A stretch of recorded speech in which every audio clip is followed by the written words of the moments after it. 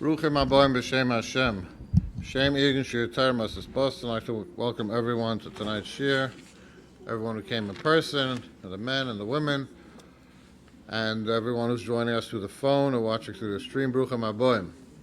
I'd like to give a shikoyach to the Lowinger family for sponsoring tonight's shir. Nishmas Isha Mindel Basher Osher La Shalom the Yortzeit to sign off. Then you're supposed to Tuba B'Av. I'd like to give a shikoyach to the Blumenkrantz and Sivert family for the sports for tonight. Shivli Nishmas Imam Rosa Basher Tzvi Hirsch Allah Shalom Yortzeit you sign off. Then you're supposed to Tuba B'Av to have the great schus sponsoring a shir or to help support our Botzas HaTorah Vegan Shirei Torah. Please call 718-851-8651 or email ist@yeshivanet.com. Tonight we have the cover to have with us once again Rabbi Mordechai Becher Shlita, noted speaker, the topic of being or should I be a proud Jew? Rabbi Becher.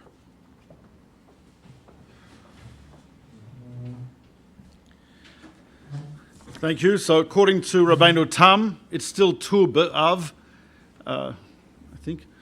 So let me begin with the beautiful words of the Ramban, at least a translation of his words from the Arabic, where the Rambam writes in his commentary on the Mishnah, in Maseches Tanis, where the Gemara discusses, it gives 6 historical events that occurred on the 15th of Av, that each one is supposed to be a reason that is described as one of the great and best days of the Jewish people. Right? So one of the events is, the Gemara says, Kalubo Meisei Midbar, that the Jews stopped dying in the desert, meaning there was a decree on Tisha B'Av because of the sin of the spies, Chet Meraglim, that generation would die, would not go into Israel, and they would go out every Tisha B'Av, lie down, I guess, in graves, and they'd die. So they did that the last year they were in the desert, and it so happened that that year was the end of the decree. So no one died. No one died. You'd expect they'd wake up and be overjoyed. A Moida'ani with kavana, one would guess. But that's not what happened. They immediately thought that they'd miscalculated the day. Must be tomorrow night. So they went out the next night, lay down again in the graves. You can imagine there were arguments, excuse me, that's my grave. I remember, right? Anyway, but whatever. And that night, they also did not die. And that happened, they kept doing this until the 15th of the month. Now, the 15th of the month, you're lying in the desert, looking up at the sky. If it's the 15th of the month, what do you see? A full moon. Obviously, they realized at that point that they had not made a miscalculation. So really, the 15th of Av was not when they stopped dying. The 15th of Av was when they realized that they were no longer, the decree was no longer upon them, and they would enter into the land of Israel. And in the Rambam's commentary on the Mishnah, and again, I don't know how true this is to the original Arabic, but it says the following. The Rambam says, at that moment, he says, Bitchu benafsham, they trusted in their souls, ve'eminu ba'atzmam, and believed in themselves. V'hirgishu ratzon haboire, they felt the desire of the Creator, v'siluk chamasoi mehem, and the end of his anger with them. What a beautiful expression. What a beautiful sentence. They trusted their souls, and they believed in themselves, and they felt the desire of Hashem. That's what they felt. So extraordinary. And that was the simcha. That is the simcha of Tuba B'Av, the way the Rambam understands it.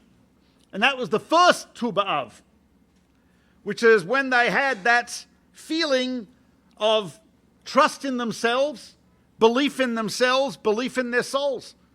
Amazing.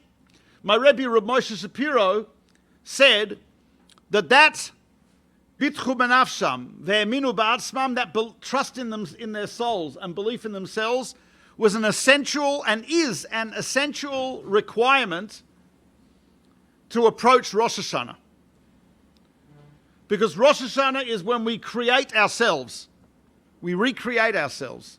It's the anniversary of the creation of the human being, and we create ourselves again anew at Rosh Hashanah. That requires trust and faith, not just in Hashem, but it requires trust and faith in the self, in the Jewish people, in ourselves.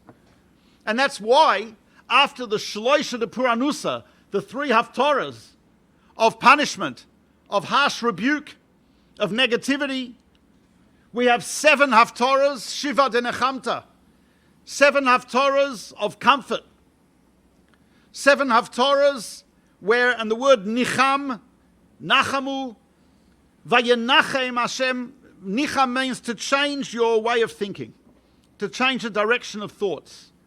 And Hashem wants us to move during these 7 weeks towards an understanding that we are worth it, to believe in ourselves and in Klal Yisrael. And he quoted the Sifri in Ha'azinu that says on the pasuk, Kel emunah ve'ein avel, tzadik v'yashar hu.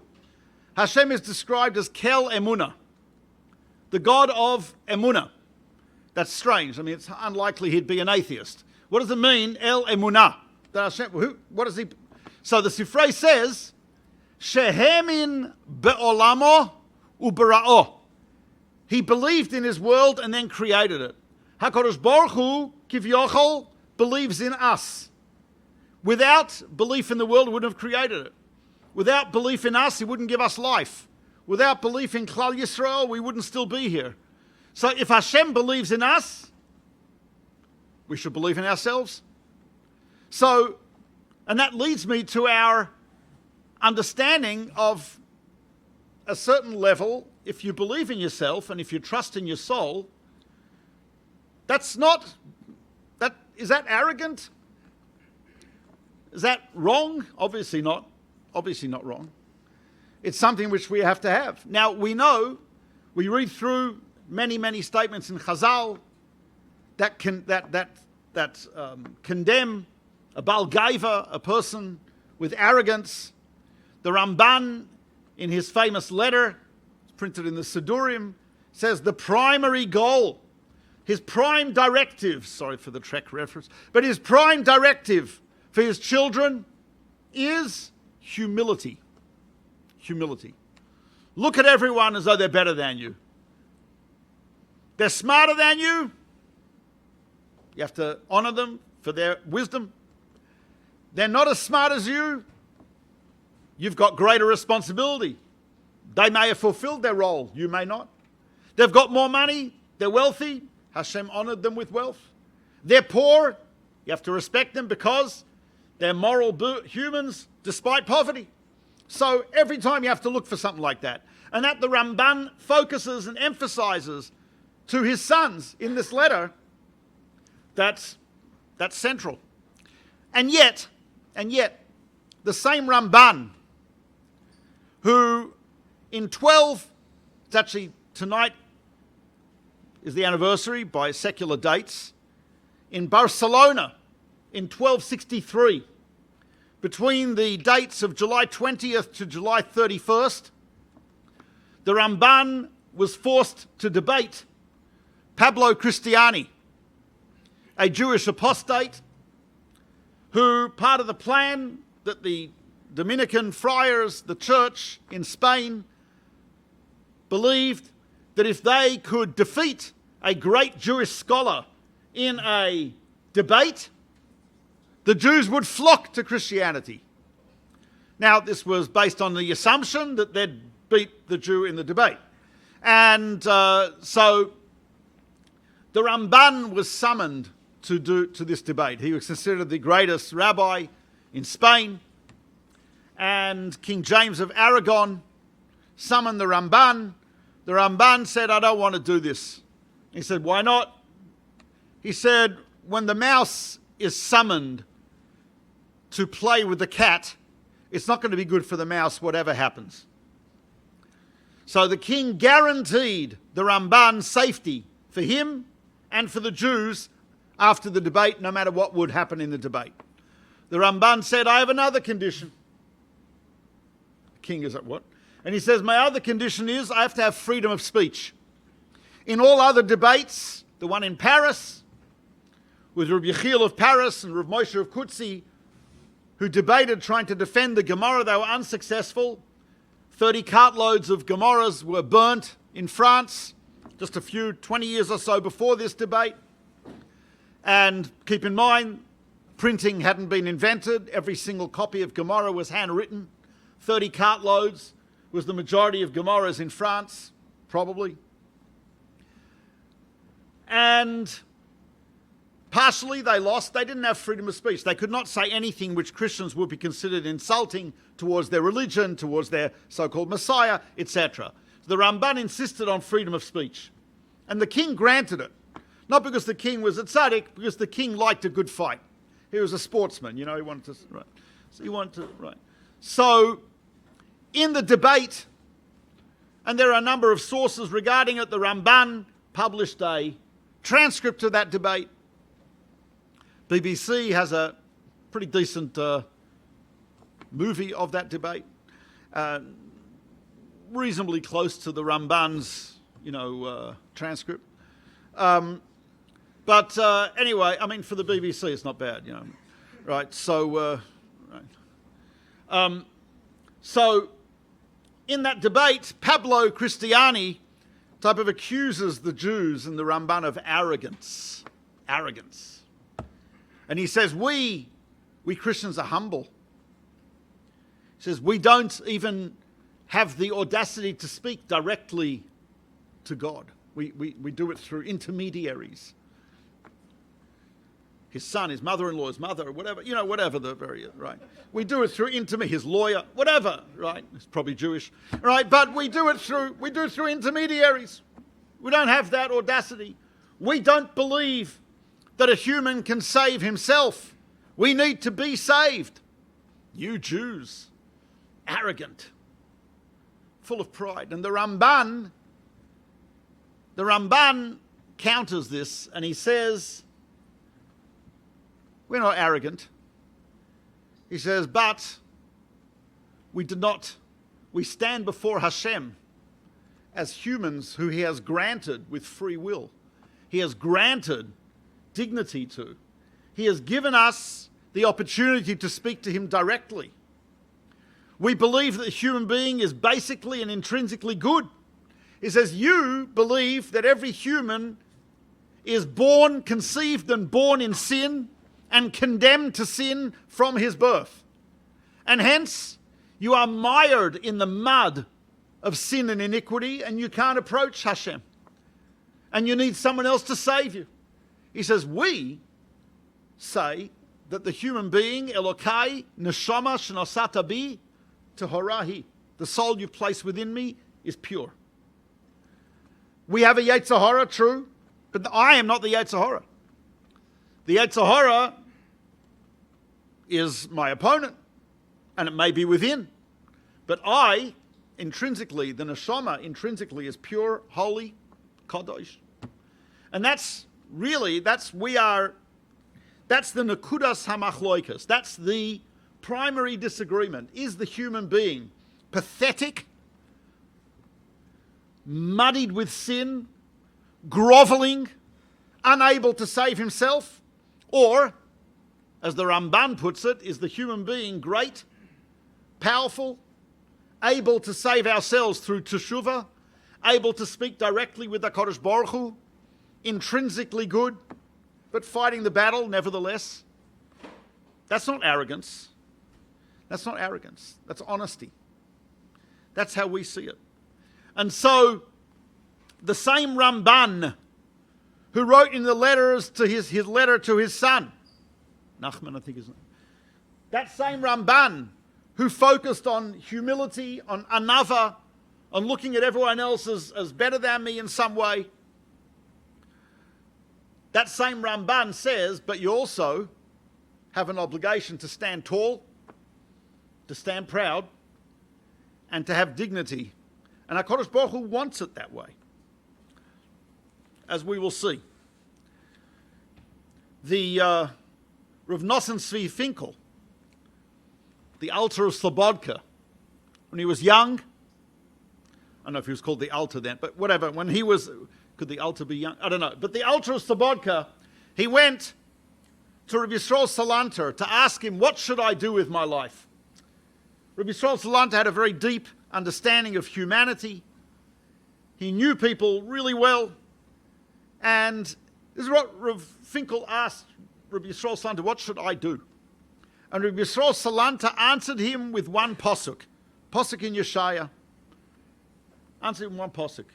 He said to him, your task, your purpose in this world, he says, Ki choy ama ram v'nisa shoichenad v'kadosh shmo maram v'kadosh eshkon v'ez daka u'shval ruach.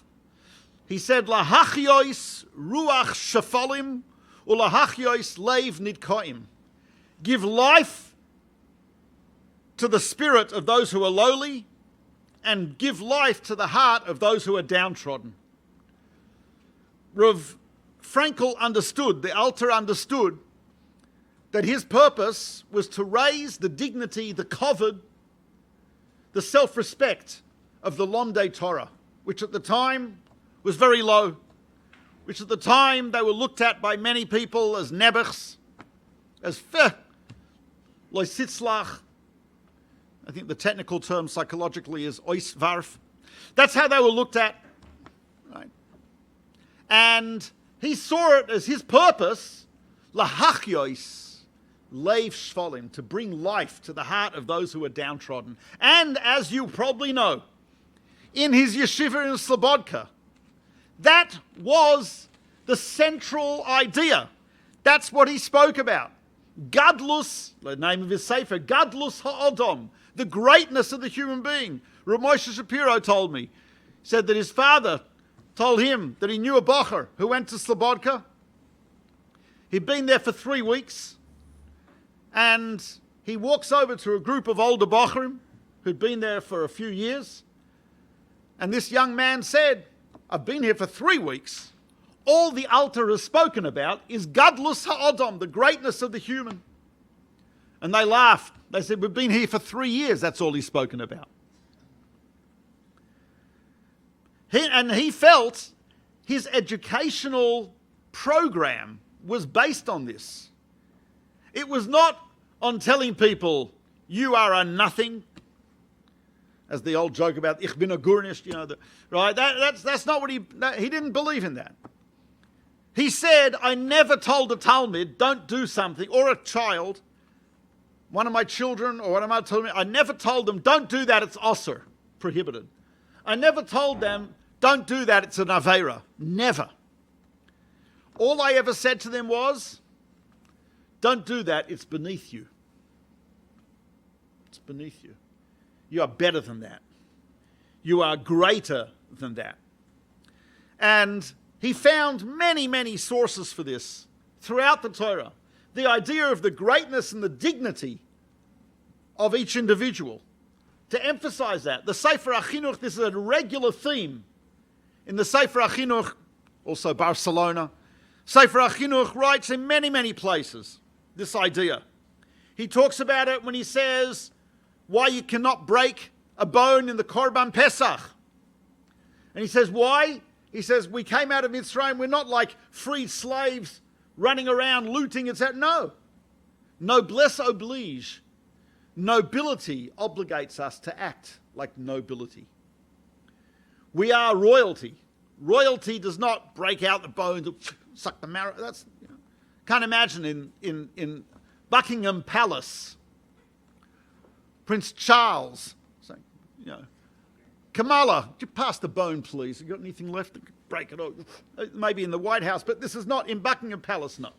Right? There's an idea of nobility which the Sefer HaChinuch says the Torah wants to encourage. He says that's the idea behind the prohibition against shkotzim v'ramoshim, creepy crawlies, insects, worms, etc.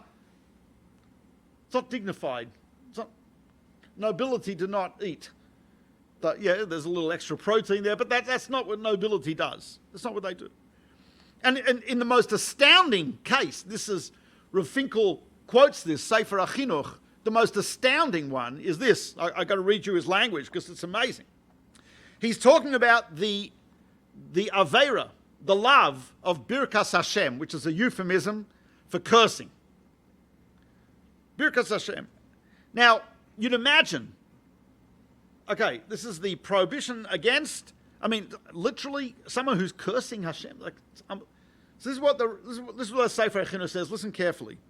Lefi, Shorshei HaMitzvah, B'Birkas Hashem, of the roots of this mitzvah. Lefi shemisroiken ha'adam b'maimer hara hahu mikol tova. The person is emptied of all goodness in speaking this way. V'chol hod nafsho nefach lemashchis. The glory of his soul is corrupted. V'hinei hu nechshav ki behemois. He is like an animal. Ki be'oisadav amamashiv diloi Hashem yisbarach l'toiva. Uboy nasadim, in that very area which Hashem separated him out and made him superior to the animals, that is to say, in the power of speech. Mavdil hu ezatzma l'ra, he's now separated himself out for evil. And he's brought himself into a lowliness. V'nase kesheretz nimas v'nelach, he becomes like a despicable worm. And therefore the Torah commanded us not to do this, because Hashem wants our goodness. Now, what's amazing here is, what has the Sefer HaChinuch not said here? He says nothing at all about Kovod Hashem Yisborach. He says nothing about acting with disrespect towards the creator and ruler of the entire universe. He who sustains me. The Sefer HaChinuch doesn't mention that. What does he talk about? The impact of these words on your dignity. The impact of these words on your power of speech. Hod nafsho, the glory of his soul, nefach lemashchis, has turned to corruption. That's incredible. So what Rav Finkel understood here, Alter Sbork understood here, he says, if the Sefer HaChinuch is saying this as the shoresh hamitzvah, that he understands the root of this mitzvah, you see how essential and central this idea of our dignity, of our kovod. We find this in other places. Reb Zrachia Halevi. We know Reb Zrachia Halevi was not shy. Apparently he was about 18 or so, and he wrote a major critique of the Rif. Just to put it in context, the Rif, for Yitzhak Alfazi, who had come from Kairouan, Tunisia, he'd moved to Spain, had a yeshiva in Elisena in Spain. Just to mention, do you want to know what type of yeshiva it was? Two of the Talmidim. One was Rabbi Yehuda Halevi, who wrote the Kuzari. Another Talmid was the Rimi Gash, who was the Rebbe of Maimon, who was the father of Moshe ben Maimon, who were of Moshe. The Rambam says that he can't even mention, his father couldn't mention the Rimi Gash without trembling. So these were two of the Talmidim of the Rif. And the Rif was probably in his 70s or so. And now, this kid in Provence, in France, 18, 19, writes a scathing critique of the Rif called Hamaor Hagadol, the great light, shining, which, not in every Masechta. In the difficult Masechtas, he called it the Ma'or Hagadol, the great light. In the easy Masechtas, he called it Ma'or HaKatan, the small light. Okay. Ma'or HaKatan is also an allusion to where he came from in Provence, the town of Lunel, which means the moon. Ma'or HaKatan. But either way, Rav Zrachia Halevi, you've got to have a lot of self-confidence you've got to have a lot of self-respect, bitchu benafsham, trust in yourself, to do this at that age. And fascinating, he begins his Perush with the following statement, approximately. Baharbe mekoimois b'mikra, in many places in Tanakh, hanefesh nikreis kavod, the soul is called kavod. That's actually the name, that's another name for the soul, for the neshama. Samach libi v'yagel kavoidi, that means my soul rejoices. Ura kavoidi, let my soul awake. Leman yezamercha chavod, that the soul shall sing to you. The word for the soul is kavod. Hanefesh nikres kavod. And a reason for that, Rabbi Mordechai, in his introduction to Bereshis, writes, he says, Mailas hanefesh hanikres kavod, the greatness of the soul, that is actually called kavod, v'inyan yesoida v'soda nifla, hanifla, and this is an amazing secret. We don't understand this, but I can read the words. Nikres kavod, it is called kavod, kishorsha, because the roots of the soul, bekisei hakavod, is in the throne of glory of HaKadosh Baruch Hu. Whatever that means something. So this Reb Zrachia Halevi, who had the confidence to write a critique of one of the oldest and greatest Torah authority of his time, and he also had an understanding that the soul is called kavod. That is the soul. So that's something which we see is more along the lines of trust in self, confidence, self-respect, dignity, rather than arrogance. And the truth is, this idea is something which is central. We talk about, I mentioned how the Shiva de Nechamta, the 7 Haftorahs of Nechama, bring us to Rosh Hashanah. And Rosh Hashanah, Rav Hutner has a maimer in Rosh Hashanah where he talks about the specific aspects, skulos, specific treasures of the Jewish people which are manifested in each Yontif. The choosing of Klal Yisrael, that is Pesach. Go'al Yisrael, Hashem redeemed Israel. Melamed Torah la'amo Yisrael, that Hashem teaches us Torah, that's obviously Shavuos. Shomer amo Yisrael la'ad, that Hashem guards us through thick and thin, Sukkos. What about Rosh Hashanah? What is the segula of Klal Yisrael? What is the feature of the Jewish people that is manifested on Rosh Hashanah? So Rav Hutner says, and we say this, obviously it's from our davening. He says it's Ge'on Yakov. Ge'on Yakov means not the genius, it means the pride of Yakov. Ge'on Yakov. As the Pasuk says, Nishba Hashem bi Ge'on Yakov. Hashem swore by the pride of Yakov. We say this before we blow shofar. Yivchor lanu es nachalaseinu es Ge'on Yakov, asher ohev Selah. Choose our inheritance to be the pride of Yaakov. That's interesting.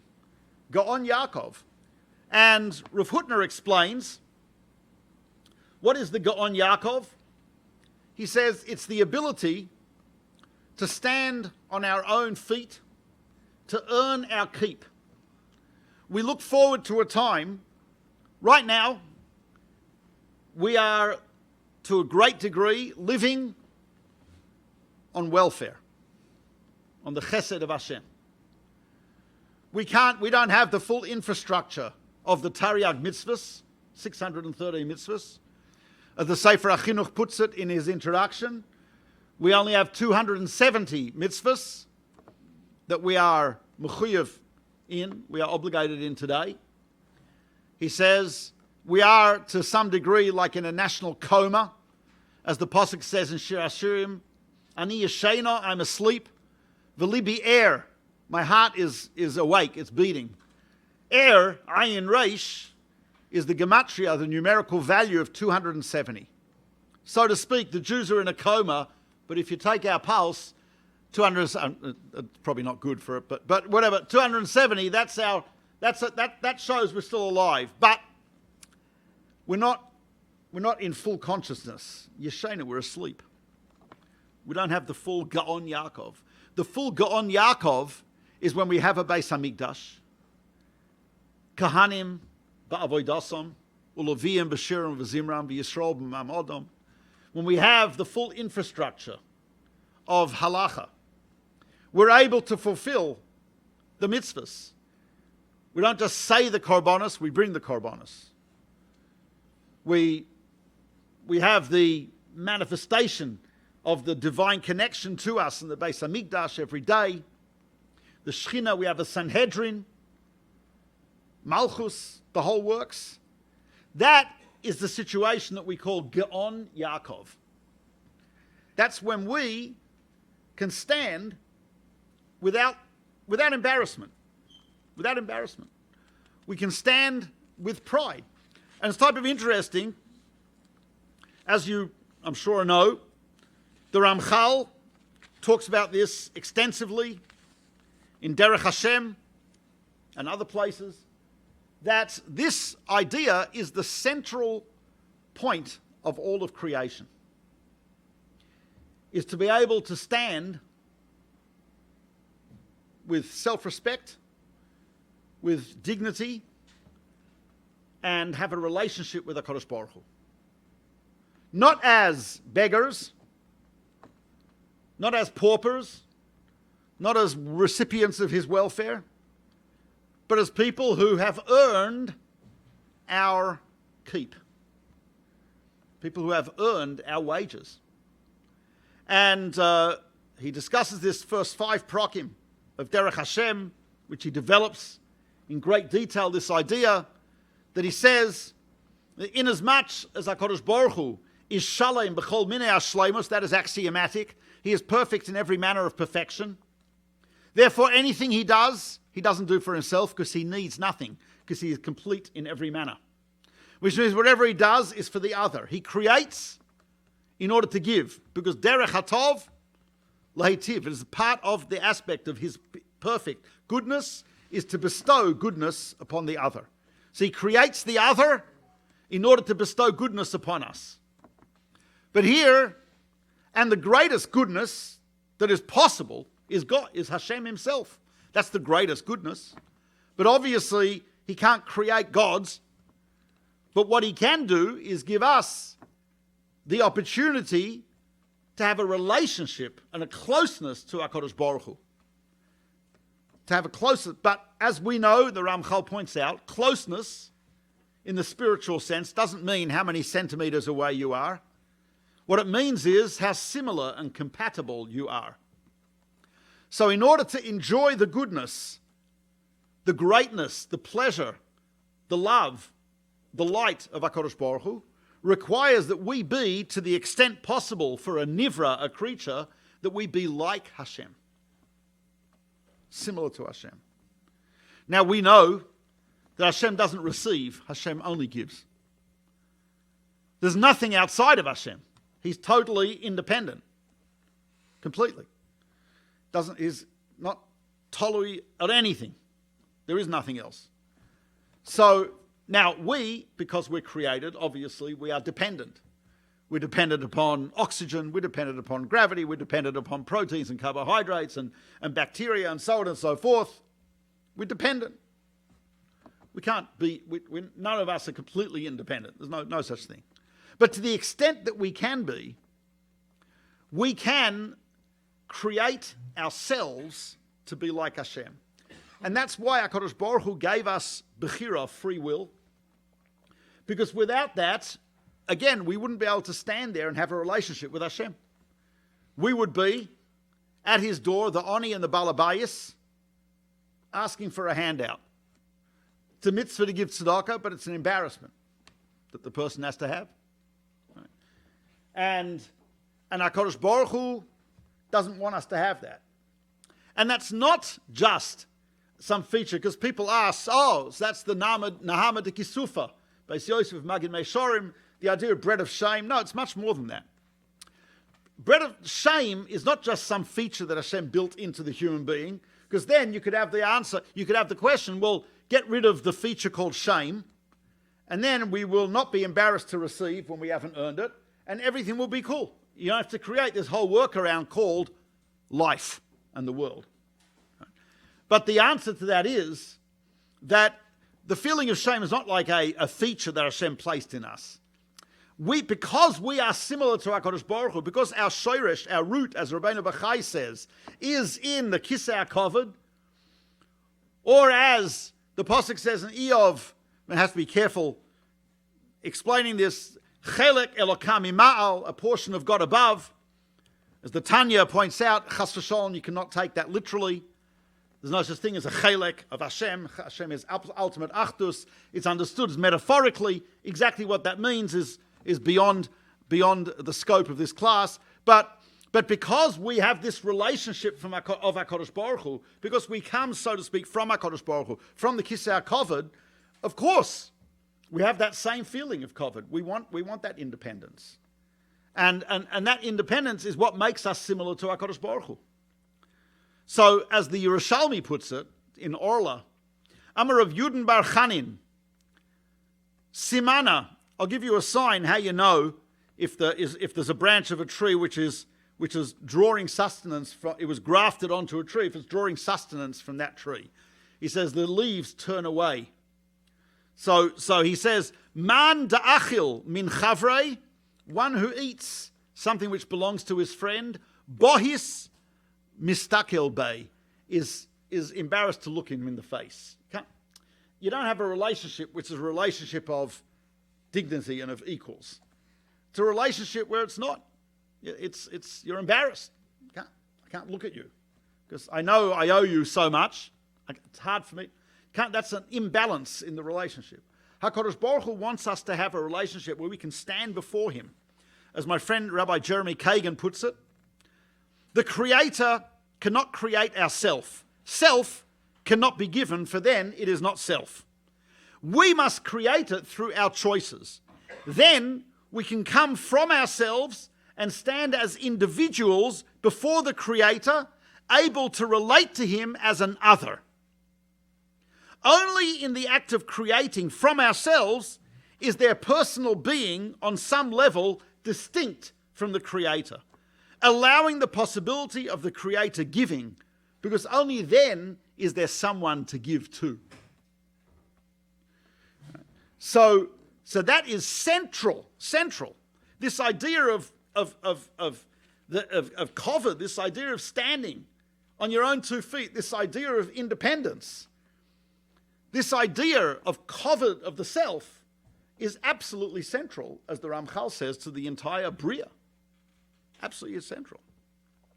And not only that, but there's even an extension of it, which also looks a little bit like arrogance. And it's the first sif in Shulchan Aruch, first simon, rather, in Shulchan Aruch. Shulchan Aruch begins, Yizgaber ka'ari, lamod baboker, la'avoid as boira. Get up in the morning should be as strong as a lion. To get up, what exactly that means, unclear, right? But this is based on a statement by Yehuda ben Taima in Pirkei Avos. Yehuda ben Taima says, Hevi az kanamer, be as audacious as a leopard, kal kanesher, as swift as a, we'll call it eagle for the moment, ratz kitzvi, run like a gazelle, gibor ka'ari, strong as a lion, to do the will of Hashem. So the Ramah brings this idea. What does it mean to be az kanamer? I mean, az is usually not a compliment. If someone calls you an az ponim, it's an az ponim. Azus. How would you translate azus into English? Chutzpah. Is that English? That's not English, but whatever. Right, close enough. Right, yes, right. His insolence, it's like audacious, like arrogance. And yet, we are told, he says, az kanamer. be as what does that mean? And not only that, but the Gemara says, Gemara in Beitza says, Shloisha Azinheim. There are three chutzpahdik realities. Yisrael ba'umois, the Jews amongst the nations. Kelev b'chayos tarnagol ba'oifus. So the Jews are described as Azin sheba'umois, the most audacious chutzpahdik. What does that mean?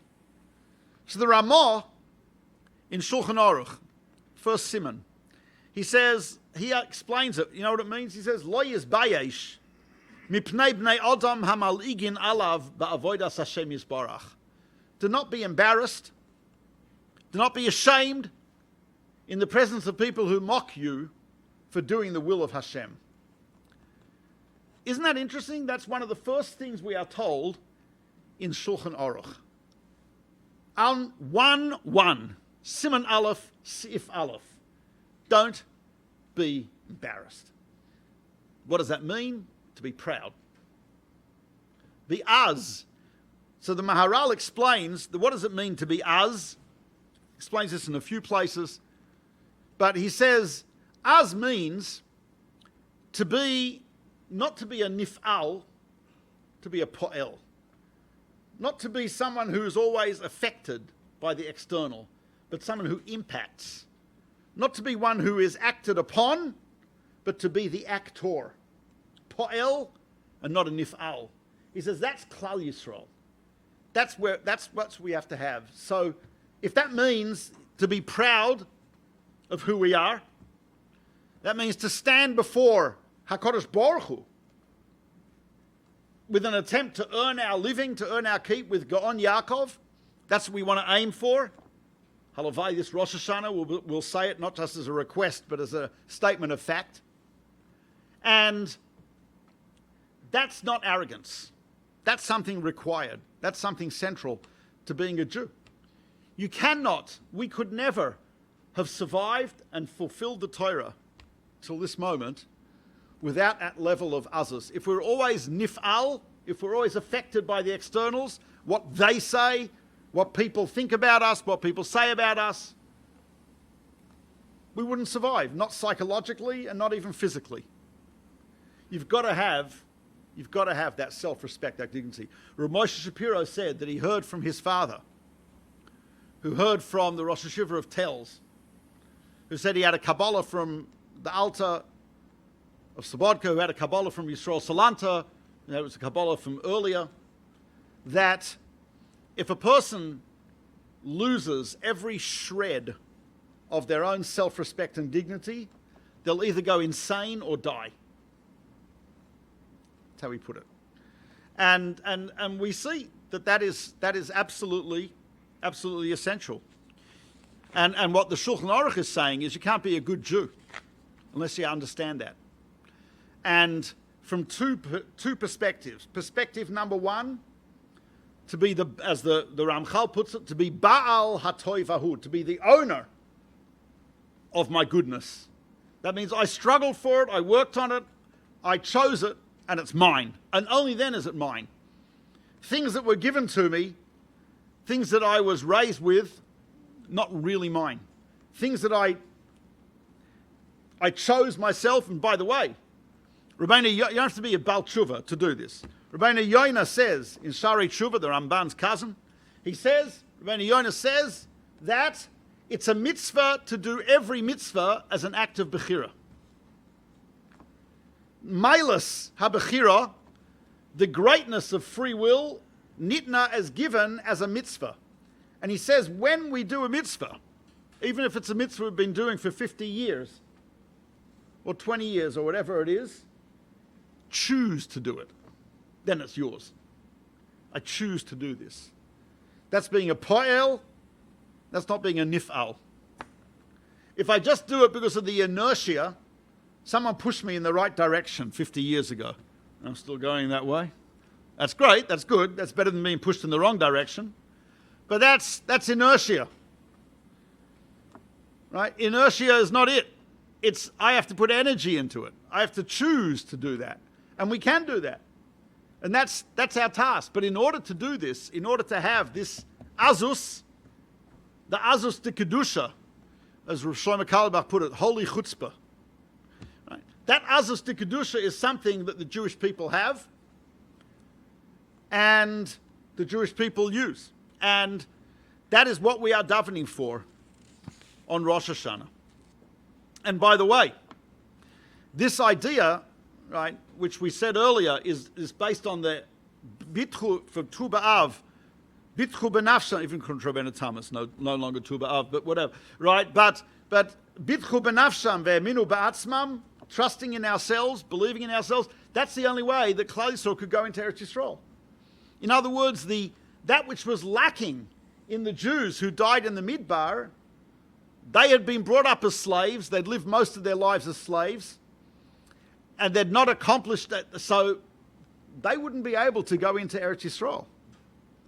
They didn't have that level of chutzpah, of azus. They didn't have that level of being a poil, not a nispoil. They didn't have that. They died in the desert. Those who survived were able to come in against goyim, gedolim, v'atzumim, great, powerful nations, fortifications, armies, Iron Age implements, late Middle Bronze Age, whatever. Right? They had all of that. And Klal Yisrael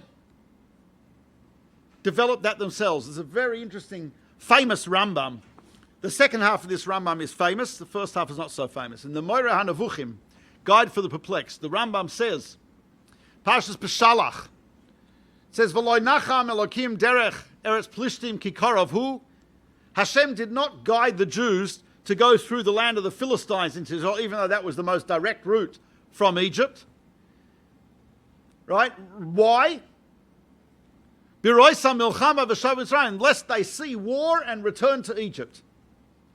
Because the people in that area where the Plishtim were very, very advanced armies, very violent, very vicious, the Jews would not be able to confront that. So the Rambam asks a simple question. How many miracles did Hashem do for the Jews in Egypt? It wasn't just 10, right? We remember the Haggadah, right? Like 250, I think, is right? And that's just the Makkos. That's not including other miracles, right? There are many miracles. Unbelievable. So, you know what? Hashem could have done a miracle and turned the Jews into, basically into, all of them into elite SEAL Team 613, right? Basically turn them as Sayeret Matkal, the whole works, right? He could have turned them into elite fighters. Just like that. One fiat, and miraculously every Jew would now be like Rambos. That's it. Right? Why didn't he do that? So the Rambam says, because HaKadosh Baruch Hu will do miracles, and did do miracles, and does do miracles. But one thing he doesn't do, he doesn't mess with our minds. He wants the Jews to develop that themselves. To develop courage themselves. To develop bravery themselves. To develop azus themselves. He could have made that way, but that's not what Hashem wants. He wants people to develop under their own power. So he took us through the desert. He says, as everyone knows, going through the desert hardens you. Living in the desert will change them. But not because HaKadosh Baruch Hu is reprogramming the chips. No, because HaKadosh Baruch Hu is having the Jews program themselves. That's the idea. And that is, I think, the pride. That's what we have to have during these 7 weeks. That's what we're working on. We hear the Nevi'im say, you can do this. We hear the Nevi'im say, you're good. The Jews they were scared of hearing that, but the Nevi'im are telling us that. And we have 7 weeks. Well, we have 6 weeks now, but we have 7 weeks to work on building that kavod, that pride, that azus, the kedusha. And that's, I think, not arrogance, but I think that's our path, that's our task, and that is the path to our geula. So when Klal Yisrael will get to the point where Yivchol lanu es nachalaseinu, Hashem will choose our nachala, our inheritance, Ge'oin Yakov, where we'll have that pride of Yakov. That pride meaning that will be doing the mitzvahs, earning our existence, earning our pride, earning our victory, earning our keep, and through that becoming mamash individuals who can stand before HaKadosh Baruch Hu, loy bohis listukule, as the Yerushalmi says, not embarrassed to look at him, but to be able to enjoy a relationship with HaKadosh Baruch Hu as an individual and as someone who's earned it, and which is what we're looking forward to in the days of the Mashiach. Mherav Yameinu. Amen.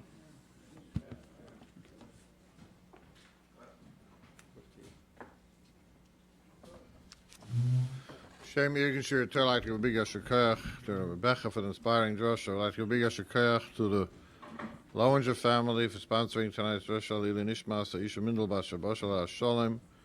And I'd like to give a big Yasher Koyach to the Blumenkrantz and Sievert family for the support for tonight's share. Lili Nishmas, Imam Rosa Basar Tzviosh, Shalom. The outside, Tanish Masayim, Tourist, B'Tzorah Chaim, to have the great source of sponsoring a shir. Call Irgen Shir Torah at 718-851-8651. Email ist@yeshiva.com. Chananya Menakash, Emeres HaKadosh Baruch Hu L'Zakas Yisrael. Fikir Chibron Tarmita Shneim Adonai Chalfas Eman Tzidku Yagdol Torah Yadir.